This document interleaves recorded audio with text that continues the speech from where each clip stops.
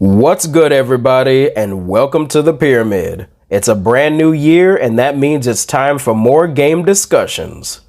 Over these past few months, I've been playing through a marathon of classic Cartoon Network and Warner Bros. Games on this channel, so I figured it's about high time I give my personal thoughts on some of these titles. For this current month of February, I'll be talking about the Tom and Jerry games that I've streamed lately, starting off with what I believe to be the only title in the series that's based on a direct-to-DVD movie. Today we've got Tom and Jerry: The Magic Ring for the Game Boy Advance.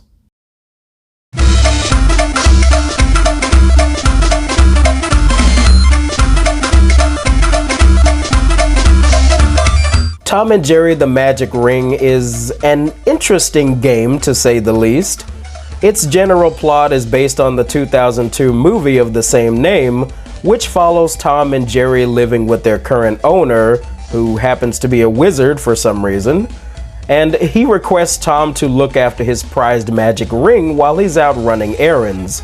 And of course, the cat and the mouse get into their usual shenanigans, which results in Jerry getting the ring stuck on his head, and now they must go on an adventure to remove it before the owner gets home. Despite the ridiculous number of these Tom and Jerry movies over the years, they've never really been known to have deep or intricate plots, not that I really expected them to, but I digress. As for the game we have here, it's basically a discount Streets of Rage clone where you play the main story as either Tom or Jerry, and basically you have to fight your way through various locations to find Droopy the dog, who for some reason gets himself involved in all of this. Maybe it's a reference to the film itself, but I haven't seen it in years, so who knows.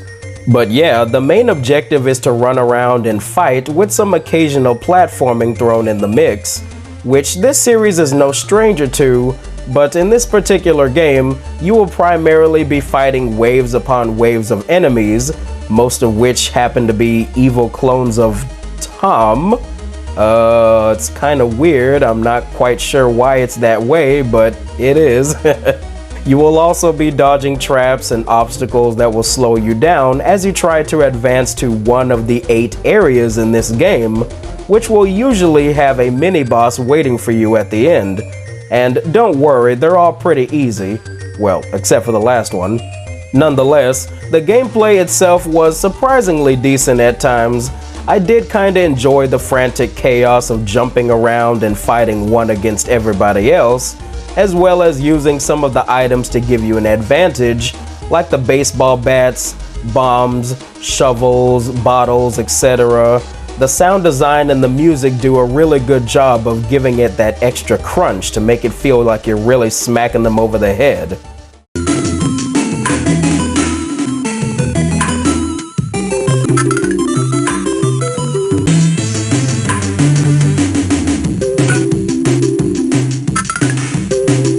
They definitely made the experience more bearable, and the short length of the campaign also does wonders in keeping you from getting bored.